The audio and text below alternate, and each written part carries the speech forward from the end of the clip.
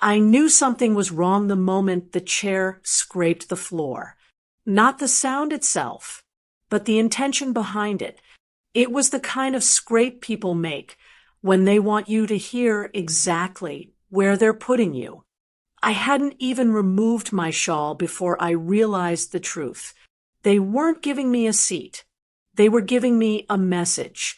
My name is Mabel Henderson, and I need you to hear me clearly. What happened next unfolded exactly as I'm about to tell it. No exaggeration, no dramatics added. The truth doesn't need makeup. The wedding hall was glowing, gold lights, crystal glasses, soft music, but the spot they led me to, a metal folding chair, right by the kitchen door, where dishwater sloshed and servers whispered orders I wasn't meant to hear. Every time the door swung open, the edge tapped my shoulder like a warning. A mother, at her own son's wedding, placed where the staff asked politely, "Ma'am, we need you to scoot so we can pass." I sat slowly, steadying my breath, pretending the sting under my breastbone wasn't climbing. Terrence appeared before I could gather myself. My son, my only child, the same boy who once cried if I moved too far from him in the grocery aisle. Now he stood over me in a suit he didn't buy himself, with a smirk carved across his face like he'd been practicing it in the mirror. "Hope you like it," he said. The words dropped heavy, like stones hitting water, and people noticed. A bridesmaid bit her lip, trying not to laugh. A groomsman elbowed another. Someone whispered, "Ain't no way." I stared straight ahead, so they wouldn't see my hands shake. If you're listening right now, tell me where you are. Stories hit one way sitting in your bedroom, another way if you're riding the bus, and a whole different way if you've lived through something like this yourself. I wished, for just 1 second, that Terrence might look back with a flicker of regret. He didn't. He joined his father at the front, sliding into his seat like nothing about my position was cruel. And Calvin, my ex-husband, watched me with something dark behind his eyes. Not satisfaction, not joy, possession, like he was confirming to himself that no matter how long we'd been divorced, the world still saw me where he always placed me, small, quiet, out of the way. A waiter with a tray nearly brushed my arm. "Sorry, ma'am." I nodded, swallowing a sting I didn't have time to process. And then the air shifted. I didn't hear him at first. I felt him. Footsteps moving through the room with a steadiness that didn't match the chaos around the kitchen door. Not hurried, not lost, intentional. They stopped beside me. I kept my eyes low. When humiliation sits too close to the skin, lifting your head feels like lifting a mountain.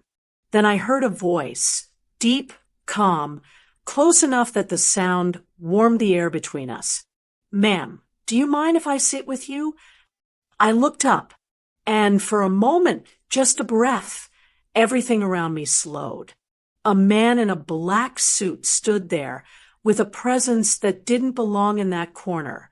No pity, no confusion, just quiet recognition, like he'd been searching through that entire room and finally found what he was looking for. He pulled out the chair next to mine with a gentleness that made my heartbeat stutter and sat beside me like he belonged there. Then he leaned slightly, lowering his voice just enough for only me to hear, and said, "I've been dying to meet you for years." The words didn't land like flattery. They landed like a revelation, one I wasn't ready for. That was when it happened.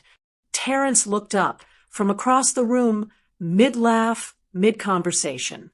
His eyes landed on the man sitting next to me, and the color drained clean from his face. The smirk died. The laugh froze. Even Calvin stopped speaking mid-sentence. Because whoever this man was, they did not expect him to sit beside me.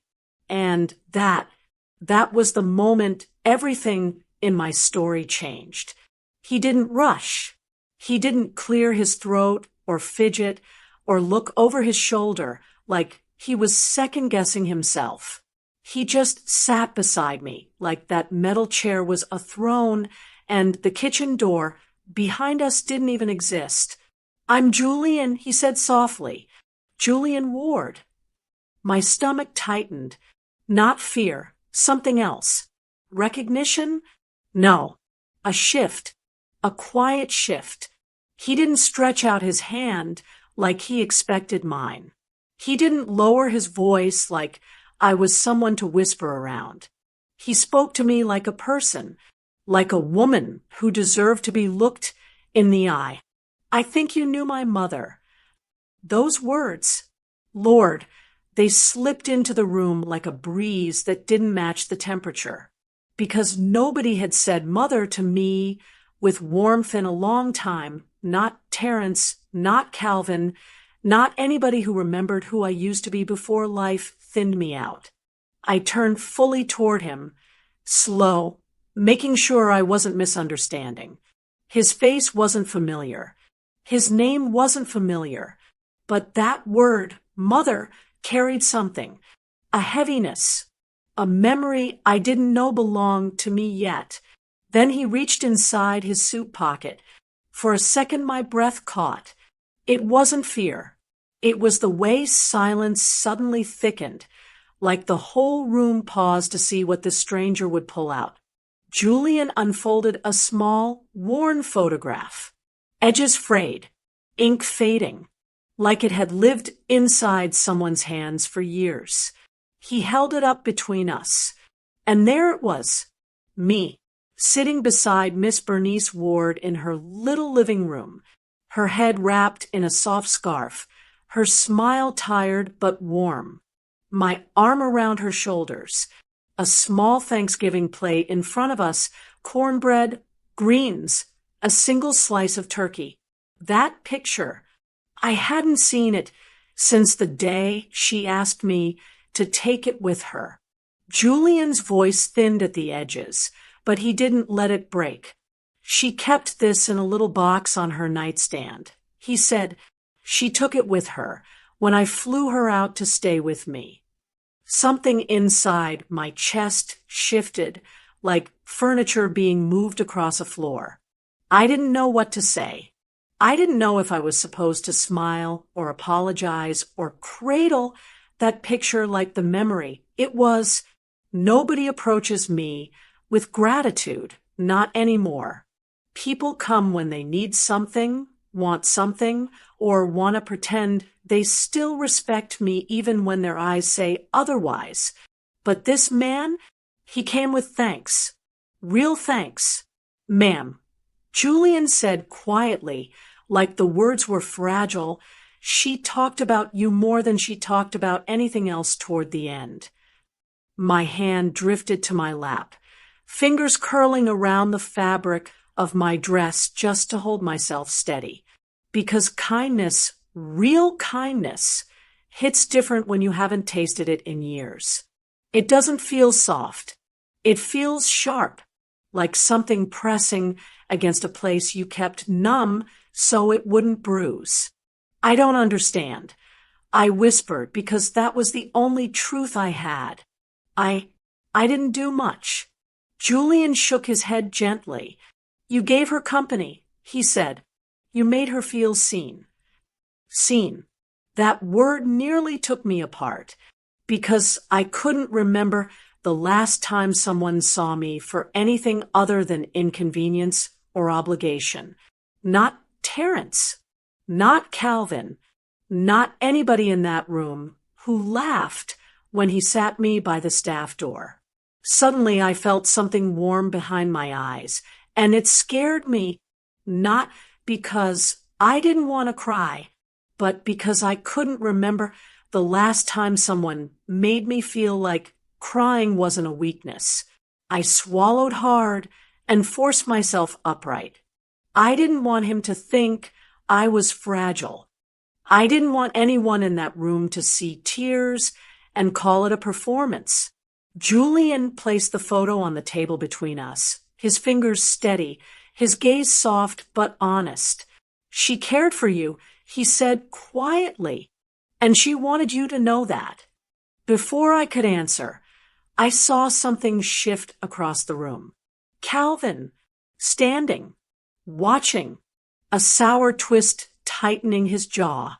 And next to him, Terrence, my son, staring directly at Julian, color draining from his face like the truth had just walked into the room and sat beside the one woman he tried to hide. My breath caught because the fear on Terrence's face wasn't fear of Julian. It was fear of what I suddenly meant now. Julian didn't rush me. He let the picture sit between us like it was a small doorway his mother left open, waiting for the right moment for me to step through. The noise around us faded, glasses clinking, chairs scraping, muted laughter. All of it fell somewhere far away, as if that photograph had pulled me into another room, another season. I touched the corner of it gently, afraid the memory might crumble if I pressed too hard. "She told me about the Thanksgiving you spent with her. Julian said it was the first time she felt like the holiday meant something again." A breath slid out of me, long and quiet. Miss Bernice's apartment had been small, 2 worn-out armchairs, a little table with a lamp that leaned slightly to the left, and a kitchen that held more prayers than groceries. I'd go after work with a thermos of soup or a plate of whatever I'd cooked for Terrence. She'd sit wrapped in that old burgundy shawl, rubbing her hands together like she was warming memories instead of her fingers. "You came every week," Julian continued. "Sometimes more than that." She wrote it all down. I hadn't known that. I didn't go for praise or thanks. I went because loneliness is a sickness too, one that no doctor tests for. The first day I knocked on her door, she'd been sitting in the dark, afraid to get up because her legs felt weak. I remember easing her back into bed after I warmed the soup, folding her laundry while she talked about the way her bones ached when the weather changed. "She always said you prayed with her," Julian murmured, a faint smile touching one corner of his mouth. "Said your prayers sounded like somebody pulling light into the room." A warmth pressed against my throat. I hadn't thought anybody heard those prayers but God. But just as quick as the warmth came, another feeling slid in beside it, sharp, familiar, unwelcome. Calvin's voice. Years old, still heavy. "You wasting your time with people who ain't your responsibility. Mabel, charity don't pay bills." Back then, those words stuck to me like wet clothes, made me hide things that should have been celebrated, made me keep my kindness quiet so it wouldn't be mocked or twisted into weakness. I didn't answer Julian right away, but he must have seen something shift in my eyes because his tone softened even more.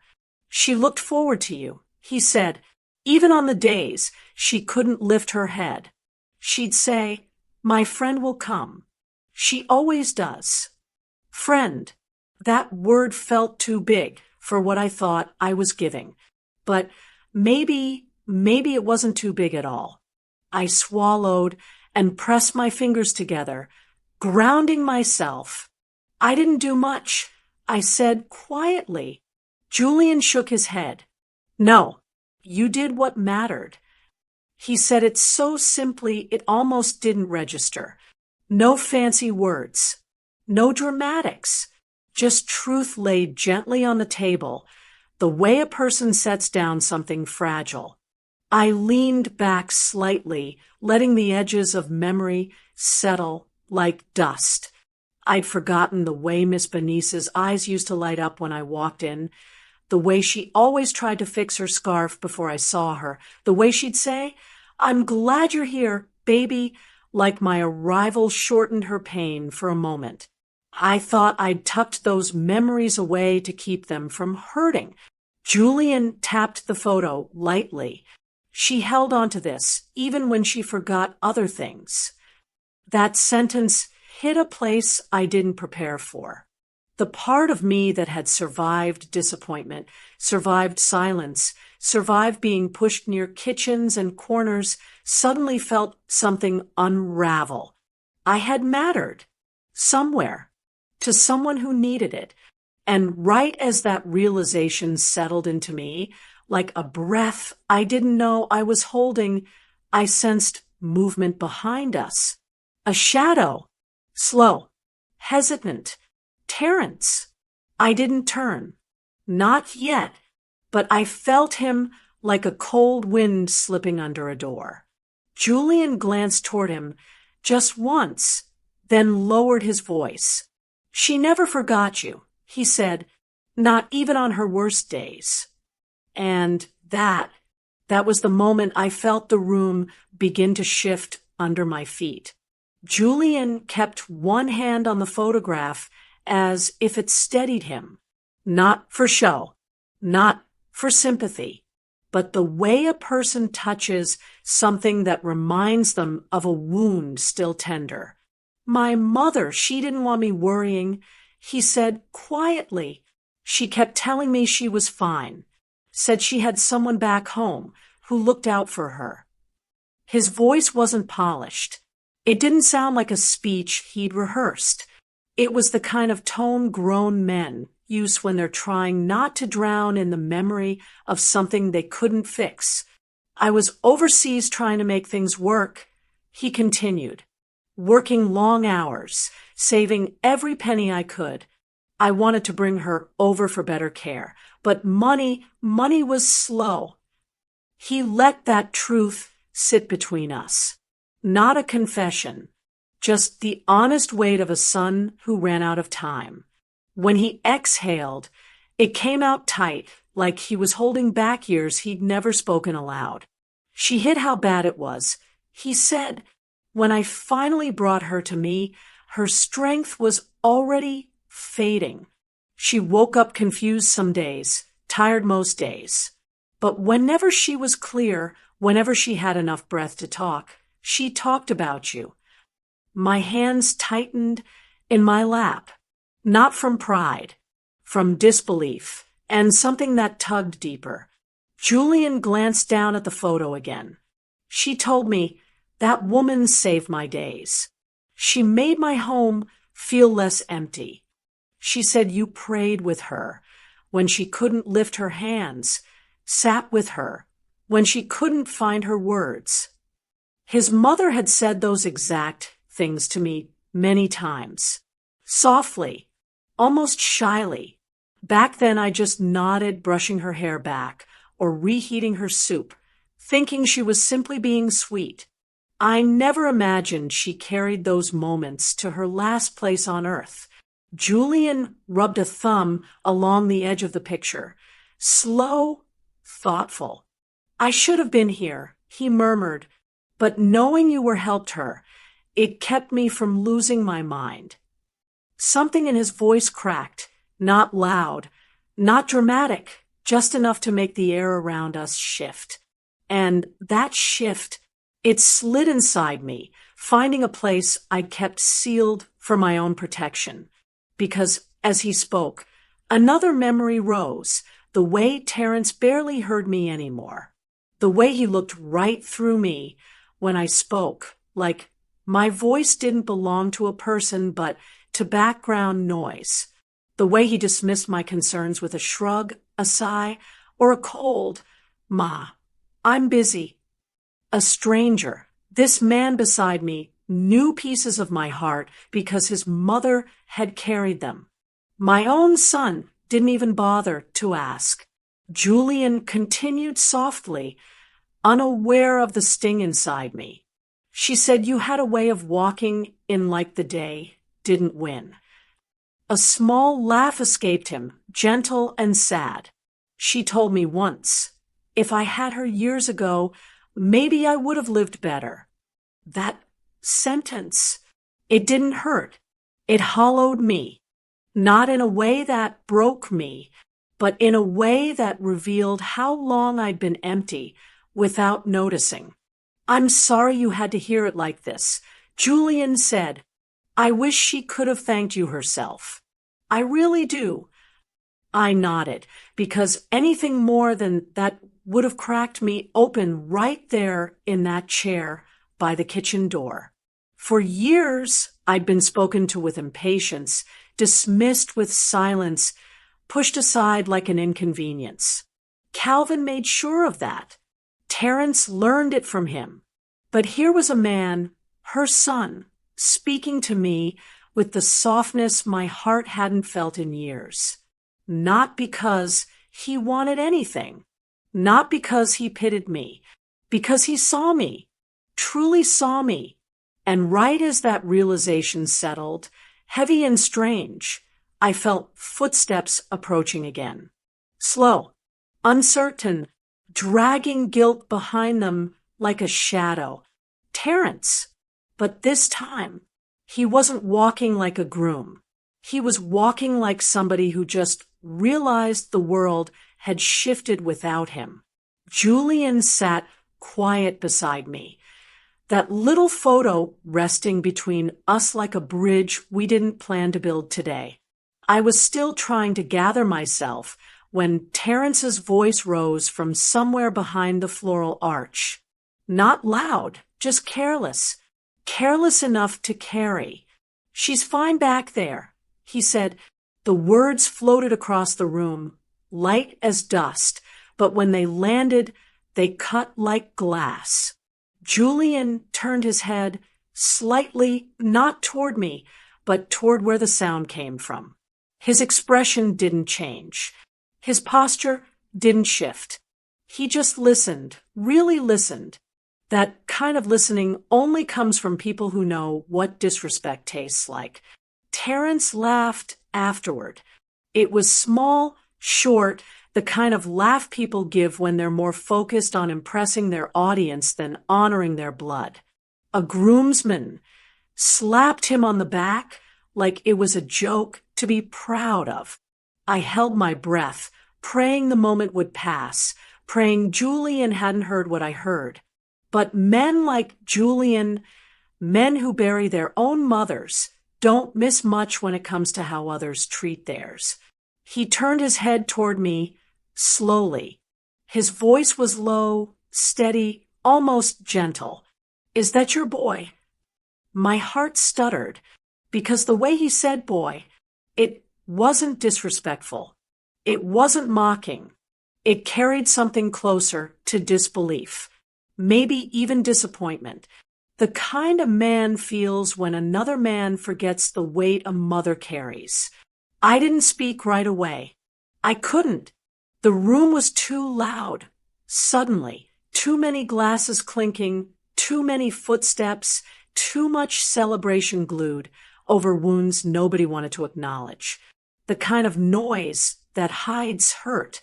When I finally answered, my voice came out smaller than I meant. Yes, I whispered. That's Terence. Julian nodded once, a slow movement that held no judgment, but plenty of understanding. The way someone nods when they hear a truth they wish wasn't true. As he looked away, my mind slipped, uninvited, back into the past. Back to the day everything inside Terence shifted. The divorce. I can still see the way he held onto Calvin's leg, tears streaking down his cheeks, refusing to come inside the house with me. Calvin didn't comfort him. He didn't kneel down or scoop him up like a father should.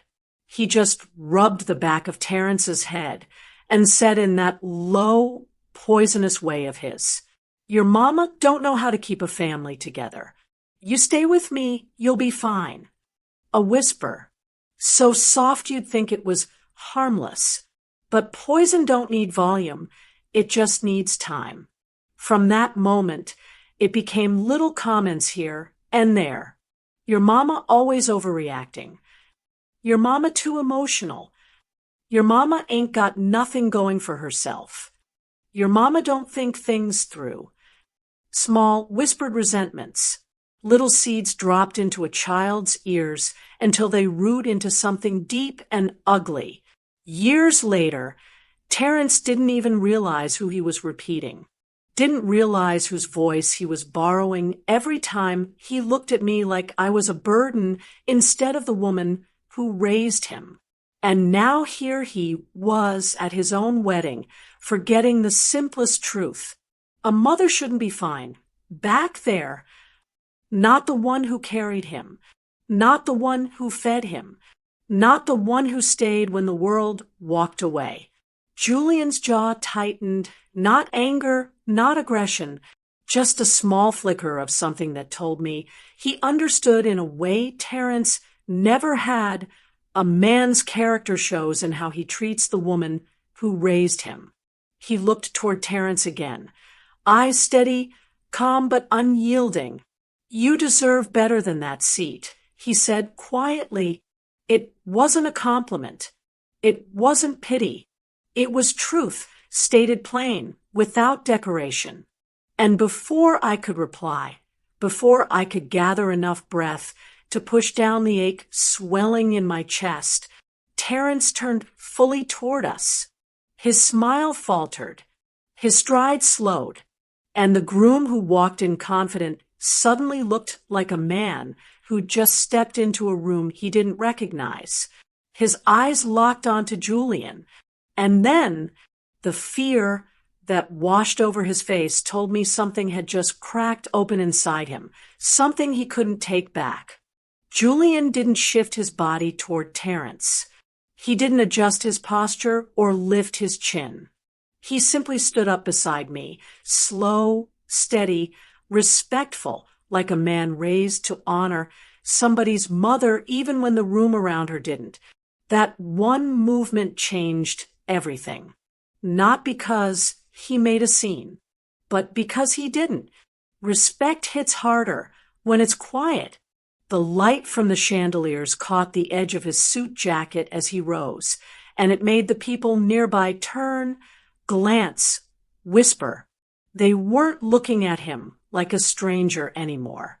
They were looking at the woman he stood beside, me, like they'd overlooked something important.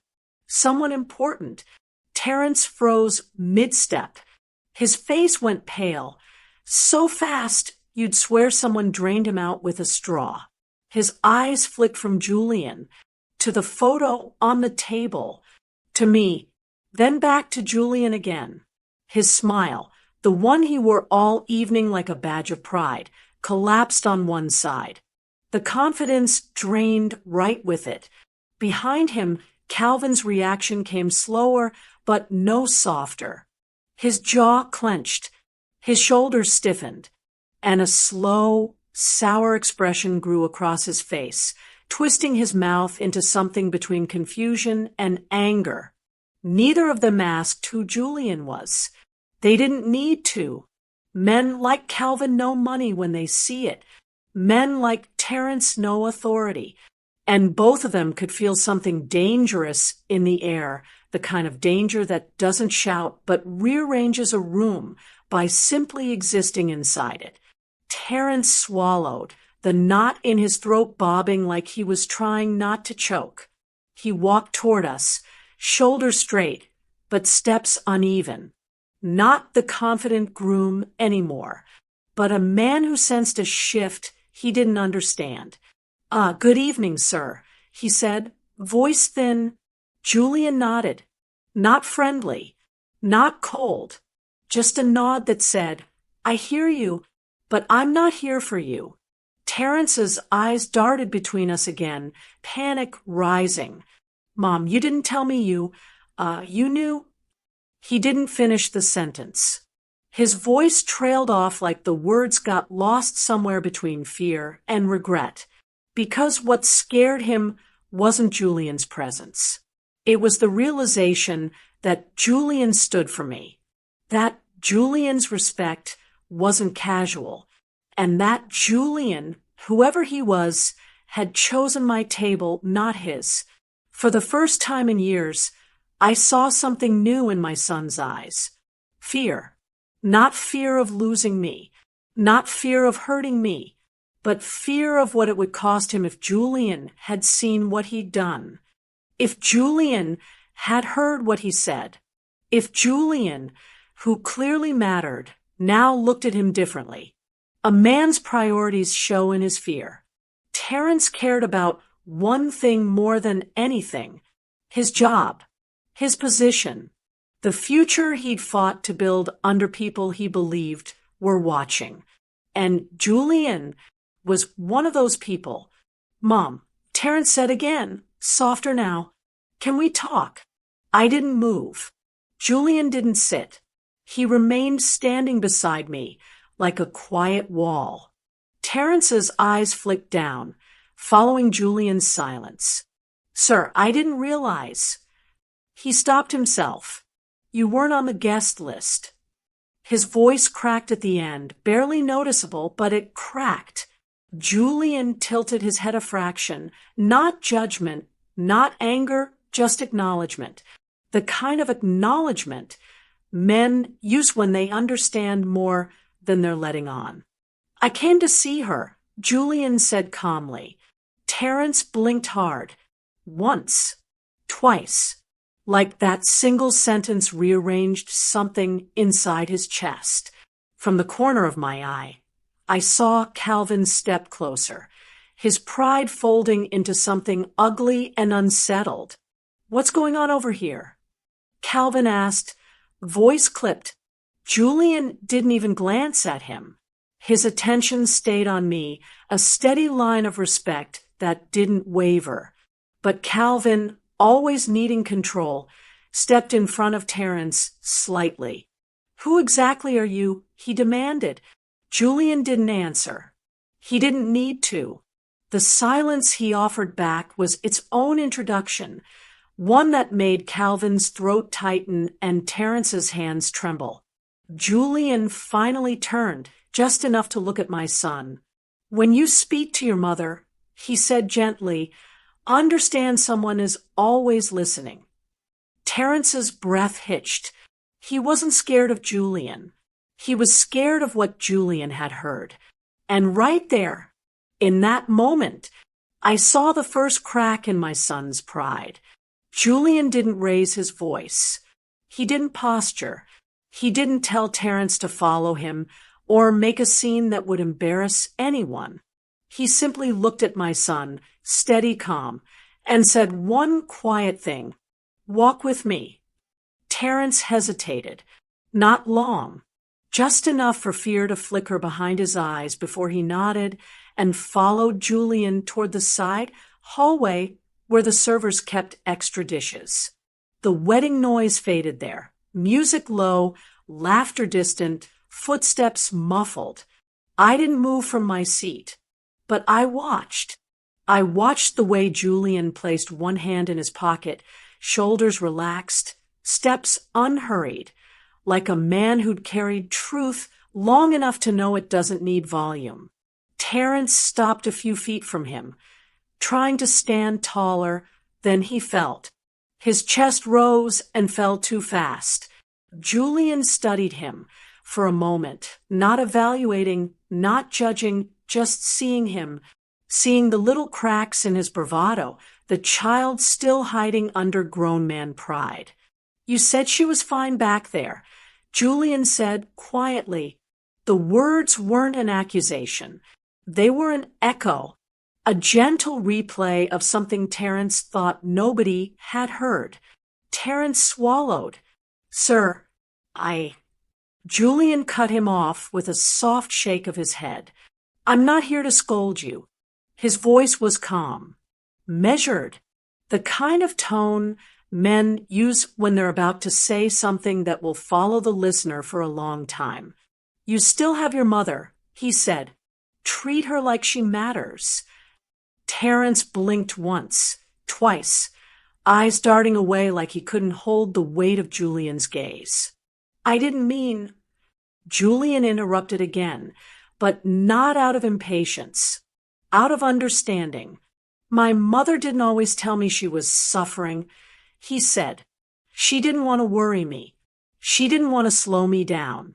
You know how moms are. They quiet their pain to make room for you. Terrence's jaw tightened. Not in anger, something else. Something trying not to tremble. Julian continued. I didn't make it home in time. He released a breath that sounded like it carried years. I buried her wishing I had one more day, one more chance to sit beside her, one more chance to show her I was listening. Silence settled between them like a blanket. Thick, warm, heavy. Terrence didn't move. His shoulders slumped just a little, like something inside him had softened, without his permission. I didn't know she was that sick, Julian said, eyes drifting for a moment. But you still have time to get it right. Terrence inhaled sharply, not the breath of someone offended, the breath of someone hit by a truth too direct to dodge. His voice came out low, almost a whisper. My dad, he always said. Julian raised a hand gently. I'm not talking about your father. I'm talking about you. That broke something. Not violently, quietly. A small crack in the wall Terrence had been building since childhood. I saw it from where I sat. The way his expression shifted. The way his shoulders slowly dropped. The way his gaze fell to the floor like he was searching for the version of himself he used to be. A boy who once tugged my dress at church. A boy who cried into my shirt after scraped knees. A boy whose innocence had been shaped and warped by whispered poison he was too young to understand. Julian stepped closer, not intimidating, but steady. Respect your mother, he said. Not because of me, not because of anyone watching, because one day you might wake up wishing you had listened when you had the chance. Terrence's lips parted like he wanted to speak, but no words came, only a shaky breath. Then, finally, he managed a nod. Small, barely noticeable, but real. Julian didn't press him, didn't demand apology, didn't deliver threats. He just placed a hand briefly on Terrence's shoulder, a gesture of both warning and grace, and walked back toward the reception hall. Terrence stayed behind, still, quiet, shaken. And as he watched Julian walk away, something painful and unfamiliar flickered inside him.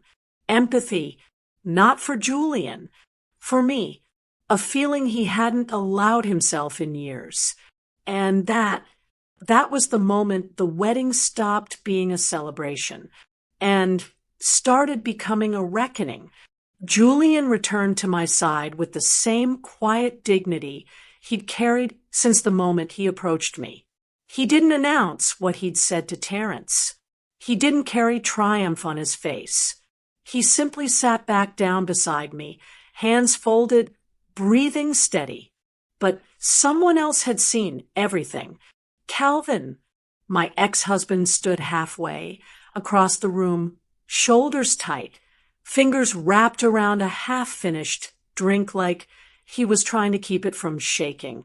His eyes were locked on us, on me, and the anger in them wasn't loud, but it was deep, deep enough to spill past his expression and tighten the air around him.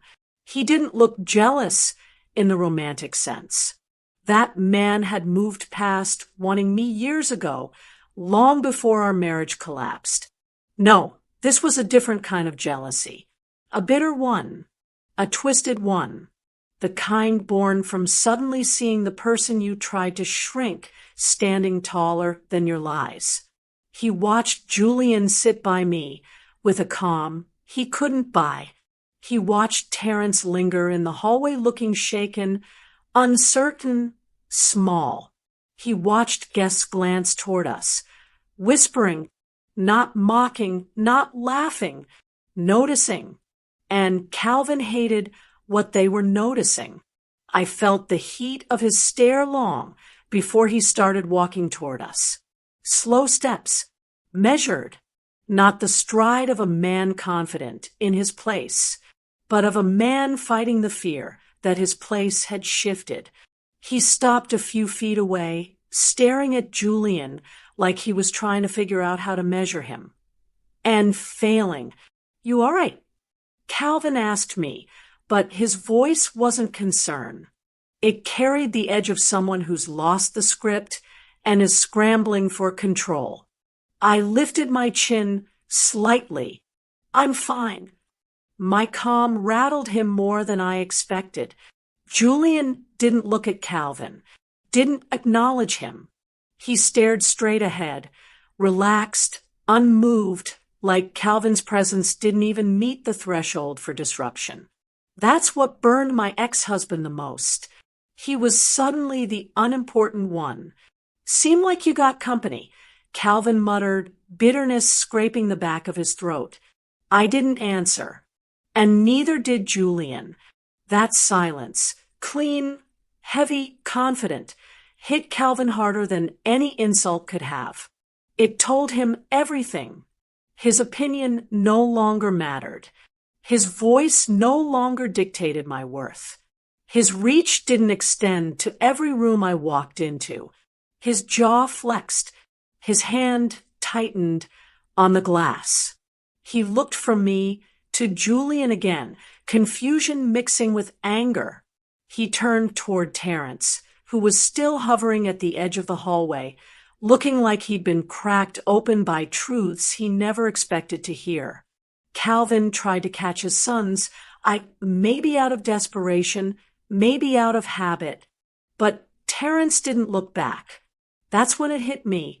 Calvin wasn't angry about me sitting with Julian. He wasn't angry about respect I was receiving. He was angry because he could no longer control how his son saw me, because the versions of me he fed Terence, weak, needy, troublesome, insignificant, were falling apart in front of him. Julian rose again, slow and deliberate, not confrontational, not challenging, just standing the way a respectful man stands when a situation no longer needs words. Calvin took a small step back. "You two enjoy your evening," he said through clenched teeth. But his voice had lost something, that old authority he used to wear like a badge. He turned away abruptly, shoulders stiff, pride leaking from every step he took toward the exit. He didn't say goodbye to his son, didn't congratulate him, didn't glance back. He left early, left angry, left defeated. And for the first time in a long time, I felt something I'd forgotten was possible around Calvin. Freedom. Not because I wanted him gone, but because for once, the world didn't bend around his version of me. Julian sat beside me again, quiet, offering nothing but presence. And as the kitchen door swung open behind us, as the servers brushed past with trays, and the music swelled again across the room, I realized something sharp, something honest. Calvin's bitterness had never been about me. It had always been about losing the power to define me. And tonight, he saw that power slip straight out of his hands. The noise of the wedding didn't fade all at once. It thinned slowly, like the room was finally exhaling after holding its breath too long. I could feel eyes on us. Not sharp, not mocking, just curious. Curious in a way that made me want to disappear before anyone found a new reason to whisper. Julian leaned slightly toward me. Not close, not invasive, just enough for his voice to meet my ear without drawing attention. "Miss Mabel," he said softly, "would you like to go home?" Home. The word warmed and stung in the same breath.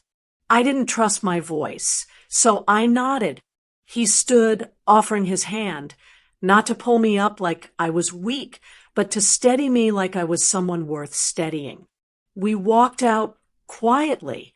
No scene, no confrontation, just the hush of carpet beneath our steps and the low hum of music fading behind us.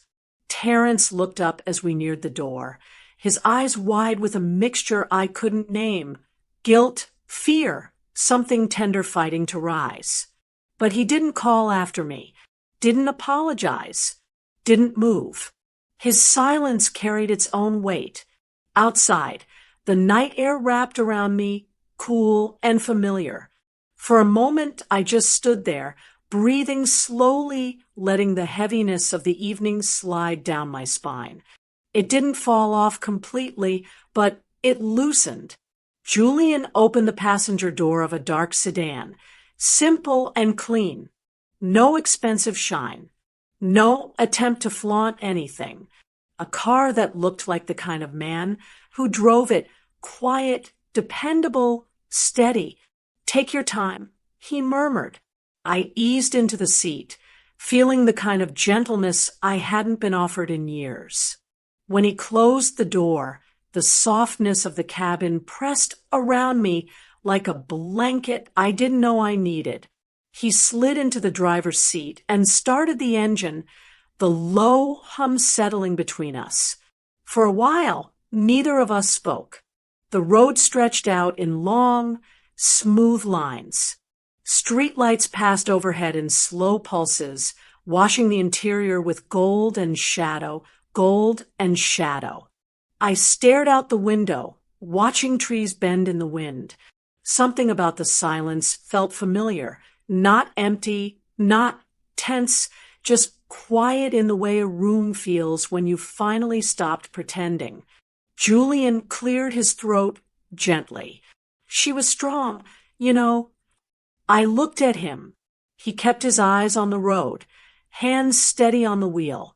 My mother, he continued, even on the days she couldn't stand up, she tried to act like nothing hurt. She didn't want me to worry. I pressed my hands together in my lap, fingers twisting without my permission. She always wanted to be the giver, I said softly. It soothed her. He nodded. That it did. He told me about her last days, not graphically, not painfully, but with a softness that honored her. How she'd lean her head against the window and whisper prayers under her breath. How she'd wake up confused, but smile when she remembered I existed. How she held on to that little Thanksgiving photo like it was a life jacket in a sea too deep to swim. She said you brought light into a dark season.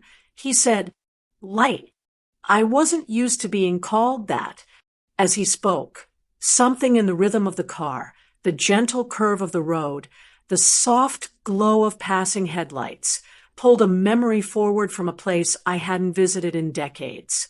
The last time someone drove me anywhere, I was still married to Calvin. We were young then, life still tender around the edges. He used to hold my hand at stoplights, used to lower the radio so he could hear me talk, used to crack jokes that made me laugh until my sides hurt. But slowly, like seasons shifting without warning, the sweetness evaporated. The rides became silent. The silence grew into tension. The tension grew into avoidance. Eventually, I stopped riding beside any man at all. Now, sitting here with Julian, the quiet felt different, not the kind that presses you into smallness, but the kind that lets you breathe. The street outside blurred softly as the car slowed at the next light. Julian glanced my way, gentle but intentional. I'm glad you let me drive you home, he said. And something in me, something old and bruised, unclenched just enough for tears to prick behind my eyes. Not from sadness, from the shock of being treated like a woman who deserved care. The light changed. The car rolled forward. And somewhere deep inside that silence, I felt the night turning into something heavier, something that would shift everything I thought I knew. Julian parked in front of my building with the same quiet intention he carried all evening. He didn't rush to open his door, didn't make a show of being polite. He simply turned off the engine, letting the soft tick of cooling metal fill the silence. "Miss Mabel," he said gently, reaching into the inner pocket of his suit jacket, "there's something my mother wanted you to have." The way he said it, soft, careful, like he was handing over something sacred, made my breath flutter unevenly. He took out a small envelope, yellowed edges, a crease running down the middle, like it had been carried around too long, touched too often. He held it out with both hands. "She wrote this months before she passed." He said she meant to send it, but she wasn't strong enough by then. My fingers trembled as I accepted it. I didn't open it right away, just held it, felt the weight of it. Paper, thin and light, yet heavier than anything I'd carried in years. The car was quiet except for the soft hum of the street outside. Neon signs flickered on the convenience store across the road. A bus rolled past, headlights sweeping over us in slow, pale waves. When I finally slid my finger under the flap, the sound of the paper tearing felt too loud, like it cut into something personal, something long buried. Inside was a single sheet, folded twice, ink faded at the edges. I unfolded it slowly, the paper trembling between my hands. "Dear Mabel," the letter began, simple, ordinary, but my throat tightened at the sight of my name written in her familiar looping script. "You've been my blessing in a season I thought I would not survive. Thank you for sitting with me when my bones ached. Thank you for bringing food when my spirit was too tired to lift a spoon. Thank you for praying when my own voice failed." My breath hitched. Julian kept his gaze lowered, giving me privacy without leaving me alone. "You reminded me I was still someone's friend." A tear slipped down before I could stop it. Not loud, not dramatic, just a single drop that landed on the edge of the page and softened the ink. I closed my eyes. All those nights I spent telling her stories to help her sleep, all those afternoons folding her clothes, heating soup, brushing her hair. I never once asked for anything in return, never once thought those moments deserved memory. But reading those words, those soft, steady thank yous, it felt like she'd reached across time and touched my hand. I didn't realize Julian was watching me until I lowered the letter. He didn't speak, just offered a small nod, an acknowledgement of the storm behind my ribs. I pressed the letter to my chest, because in that moment, something struck me with a force that stole my breath. This was the first thank you note anyone had ever written to me. Not Calvin, not Terrence, not friends who accepted what I gave them, not relatives who took more than they returned. I had spent my whole life giving, my time, my heart, my youth, pouring into others until my own cup ran dry. And only one person, a woman fighting for her last breath, ever thought to write me gratitude on paper. I opened my mouth to speak, but no words came, only a quiet sound, barely more than a breath. Julian reached over, careful, gentle, placing his hand lightly on the letter, not taking it, not touching me, just grounding the moment. "She wanted you to know you mattered," he said, "because you did, more than you knew." My tears fell silently now. each one releasing a piece of something old, something heavy. A moment passed, soft, deep, unhurried. I wiped my cheek with the back of my hand and whispered, "Thank you, Julian, for bringing this to me." He nodded. "She'd want you to have it." The night air through the cracked window brushed against my skin, cool and cleansing. And as I folded the letter carefully, slipping it back into the envelope, something inside me shifted. Not healed, not whole, but seen. And that was enough to make my heart tremble in a way I hadn't felt in years. Julian didn't drive off after handing me the letter. He waited, hands steady on the wheel, eyes soft but focused, as if he knew the moment wasn't done. The car hummed quietly beneath us, holding space the way people rarely do. "Miss Mabel," he said after a long breath, "there's something else I need to give you. Something my mother would have wanted."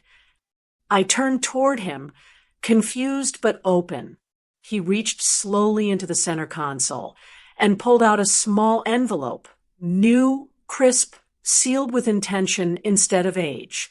"This one's for me," he said. "Not her." My heartbeat stumbled. "Julian, you already brought me more than enough." He shook his head. "You gave my mother peace," he murmured. "You gave her comfort. You gave her dignity. I can't repay that, but I can honor it." He placed the envelope gently into my hands. His eyes didn't leave mine, not searching, not waiting for a reaction, just present. When I opened it, a single key fell into my palm. Silver, simple, attached to a small tag with an address written in careful handwriting. I looked up sharply. "Julian, what is this?" He exhaled, like he was releasing something he'd been carrying too long. "It's a house," he said quietly. "Small, safe, paid for, in your name. No debt, no strings.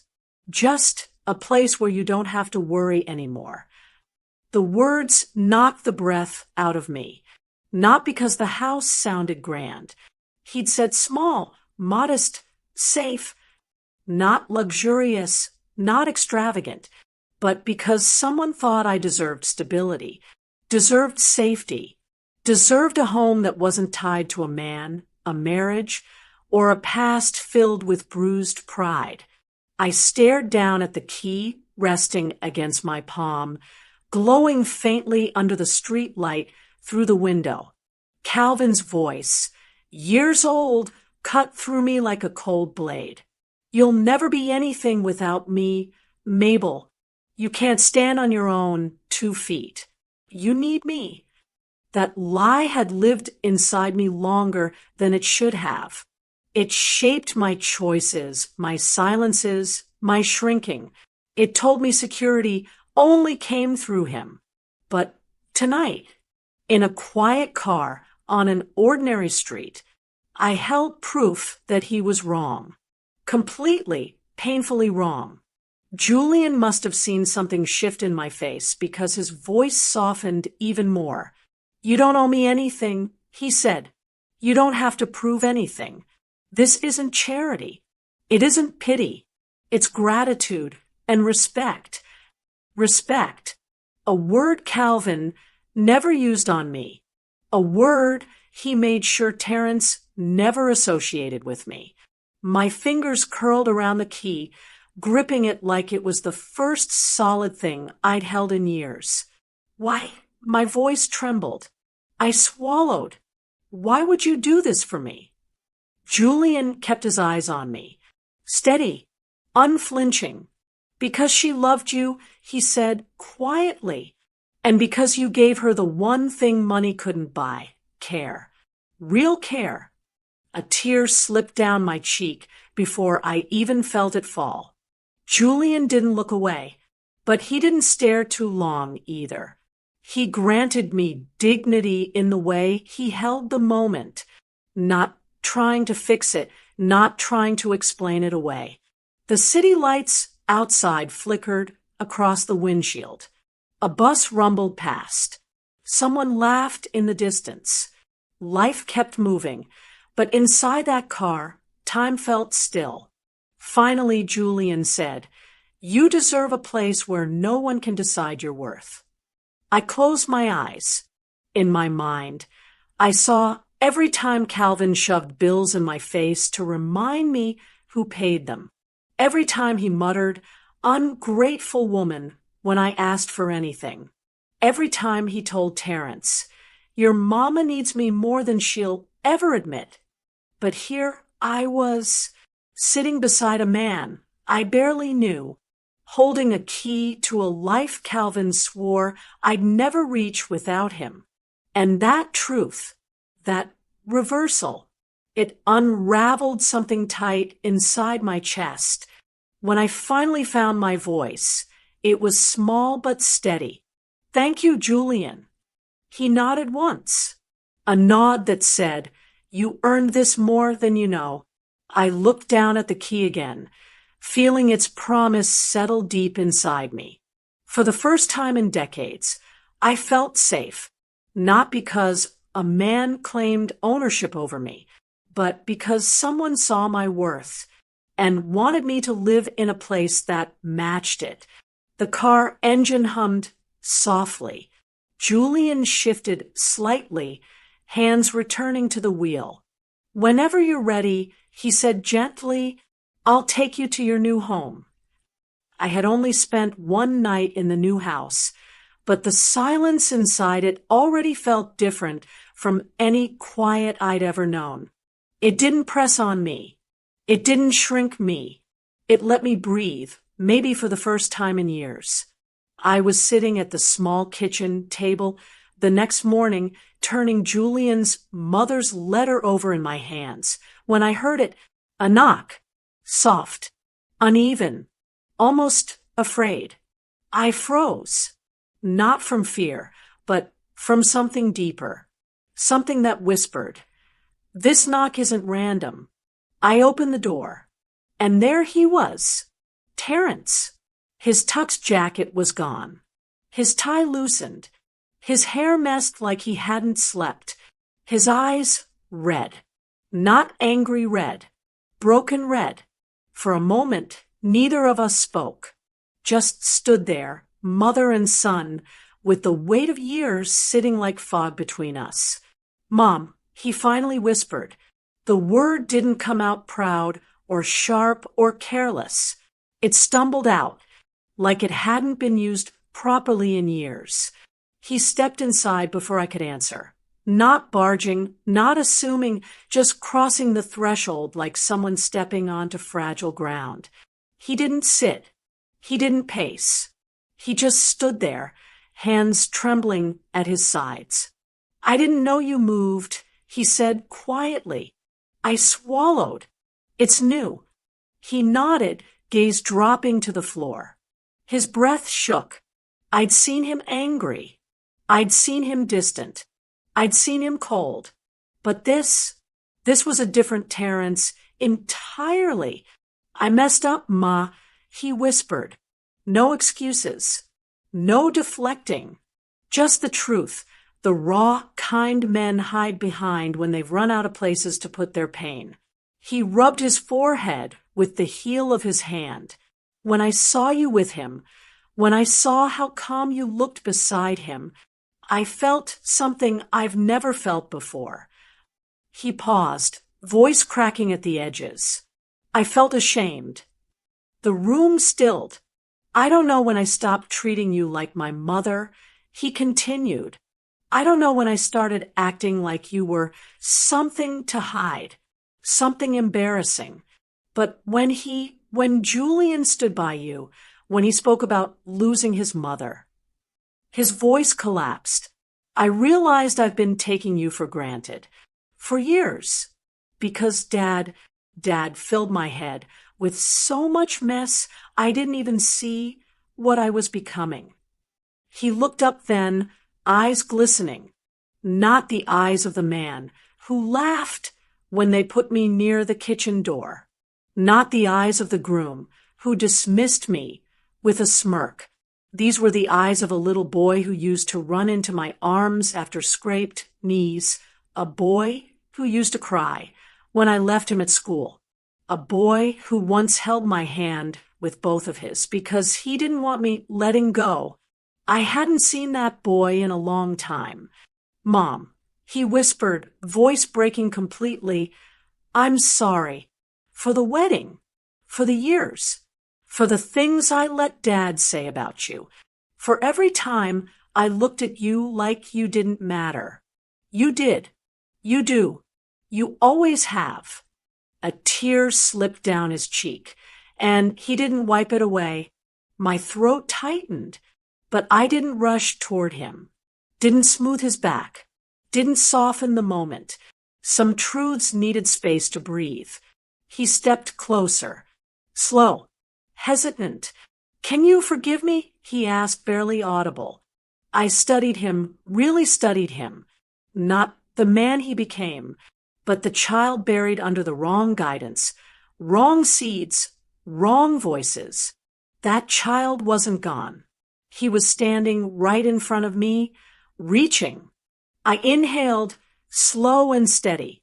"I hear you," I said softly, "and I believe you mean that." His chest shook with a relieved breath. He wasn't forgiven yet, not fully, but he'd finally taken the first step. For the first time in years, I reached out and touched his cheek. His eyes closed, like he'd been waiting for that touch for far too long. And just when the moment settled into something fragile and hopeful, a shadow crossed the doorway behind him. Footsteps, heavy, approaching with purpose. Terrence stiffened, turning slightly. Then the figure stepped inside the frame. And my breath caught. It was Julian, standing in my doorway, looking directly at my son. Julian stepped into the doorway just long enough to meet Terrence's eyes, to give him a subtle nod, not of authority but of acknowledgement, before excusing himself with a quiet, "I'll be outside." Then he left, giving us space, giving Terrence room to breathe.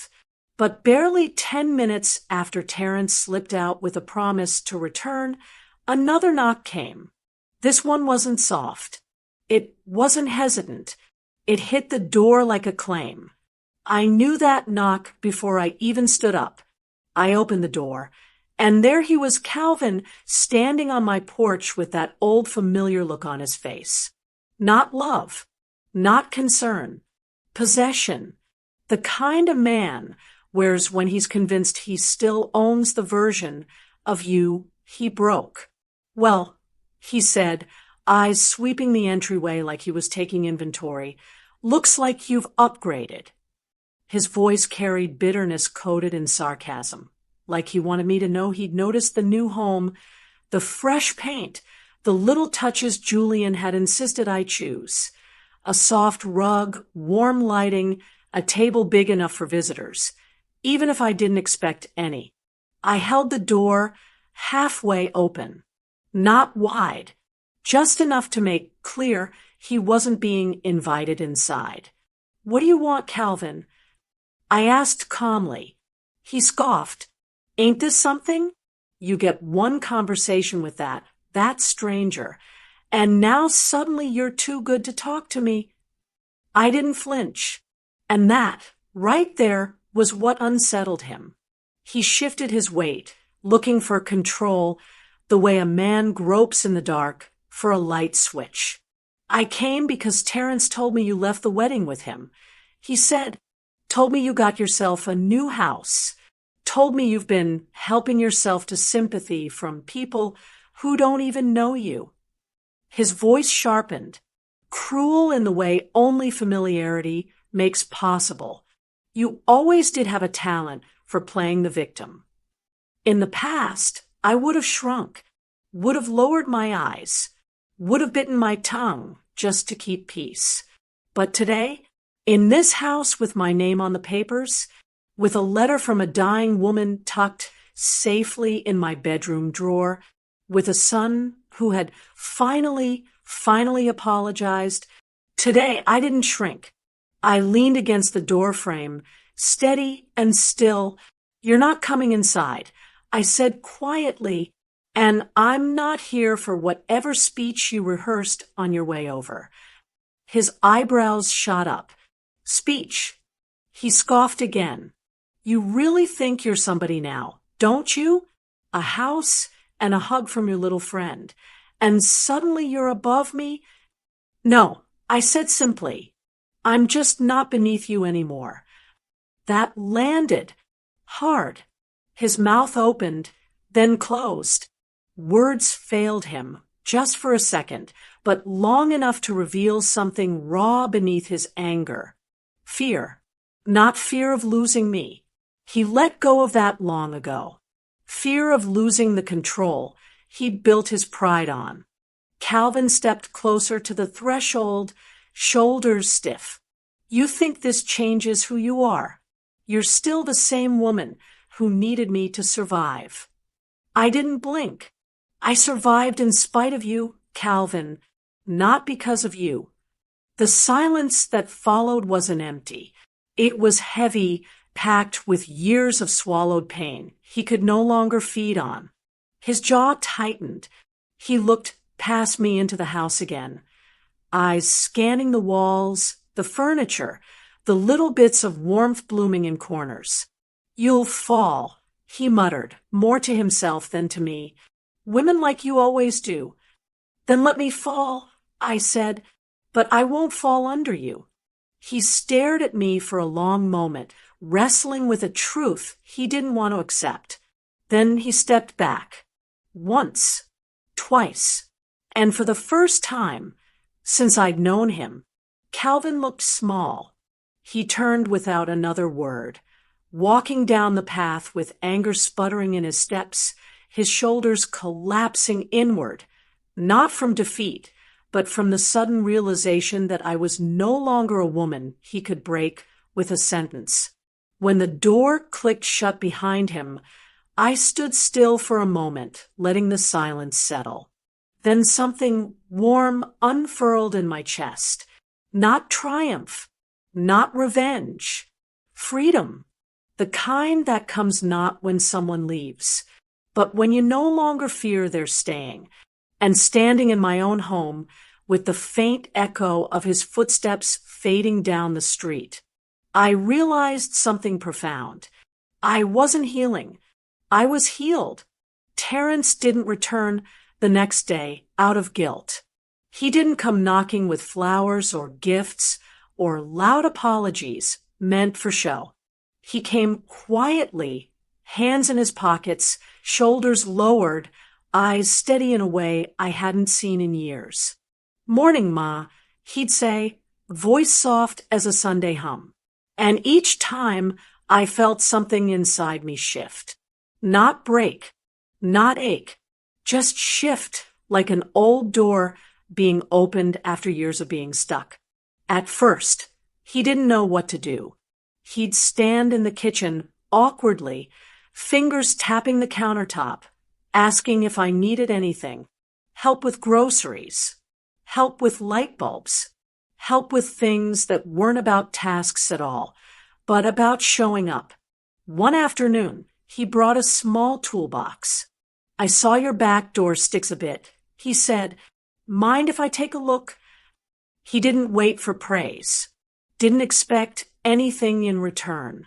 He just worked, quiet, careful, like a man trying to earn back pieces of something he once threw away, watching him kneel by that door frame, his strong hands tightening screws, eyes focused, brow furrowed. I caught a flash of the boy he used to be, the boy who helped me stir cornbread batter, the boy who used to fix his own toy cars with nothing but tape and determination, the boy who once promised, "I'll always take care of you, Mama." For a moment, I saw him again. When he finished, he stood slowly wiping his hands on a cloth. He didn't boast. He didn't turn around waiting for approval. He just said, "It should close easier now." And it did. But what closed easier wasn't the door. It was something in my chest. Terrence kept coming back. Some days he brought lunch. Sometimes he sat quietly while I read. Sometimes he really talked, about work, about fears he'd never voiced, about the pressure he'd been carrying that made him cling to his father's approval like a lifeline. I thought being like him made me strong, he admitted one afternoon. But it just made me cold. His voice trembled, barely but enough, and I saw it then. He wasn't just apologizing. He was changing, breaking old patterns, peeling off his father's voice from his own, choosing to grow instead of repeat the cruelty he had inherited. The first time he laughed, really laughed, inside my new home, it startled us both. He had said something small, something silly about how terrible he was at picking curtains, and when I nudged his arm and told him he always had bad taste, he let out a deep, warm laugh that shook through the room. It felt like sunlight returning after a long winter. There were still moments when he hesitated before speaking, moments when guilt flickered across his face like a shadow trying to linger. But each visit sanded the edges of that guilt smoother, quieter, and each visit pulled him further from the man his father tried to shape, and closer to the man he was always meant to be.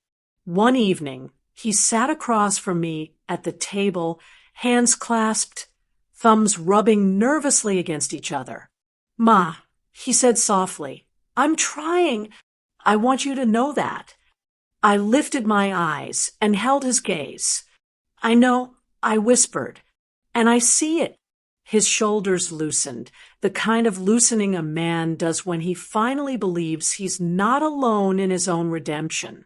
We talked for a while after that. Slow, gentle, patient, like two people learning each other again after years of distance. When he rose to leave, he paused in the doorway and looked back. "I love you, Ma." The words came out quiet but firm, rooted. I didn't rush them, didn't jump to accept them. But I nodded, letting warmth settle where old wounds used to live. "I love you too, son." He smiled, small, grateful, new. And as he walked down the path toward his car, the porch light catching him in soft gold, I realized something deep. My son wasn't returning to who he was. He was becoming someone better. And that change, that quiet, steady transformation, was the first sign that something even bigger was coming. The morning of the church anniversary felt different before the sun even rose. There was something in the air, a kind of hush that settled over my chest like expectation, like breath held between heartbeats. Julian offered to drive me, but I told him I wanted to walk in on my own feet today. Strength is something a woman should feel in her bones when her story is reaching its last quiet turning. I stepped inside the church, the same one where I'd prayed through storms, held funerals, whispered hopes. My steps echoed softly across the wooden floor. People turned and smiled politely, no pity, no whispers, just gentle acknowledgement. Terrence was already there, standing near the front, hands folded, face steady, but eyes nervous in a way I hadn't seen since he was a boy trying to recite Easter speeches. When he saw me, his shoulders eased, but the fear didn't vanish. Fear not of me, but of failing to do the thing he'd promised himself he would. The choir hummed softly as people settled. The pastor greeted everyone, made announcements, and began speaking on reconciliation. Just a coincidence, but the timing felt like somebody higher up had nudged the script. Then Terrence stood. No one asked him to. No one expected him to. But he rose anyway, clearing his throat, palms rubbing together like he needed the motion to anchor himself. "Pastor, could I say something?" he asked. A murmur rolled through the room. The pastor stepped aside. Nodding, Terence walked to the front, adjusting the mic with hands that shook more than he wanted the room to notice. When he finally looked out, his gaze landed on me first, not with fear, not with pride, with truth. "I need to talk about my mother," he began, voice uneven. Silence fell instantly. Even children stilled. "I wronged her," he said. His voice didn't tremble then. It steadied with the weight of honesty. "I treated her poorly. I dismissed her. I spoke to her like she was less than the woman who gave me everything." A few heads turned toward me.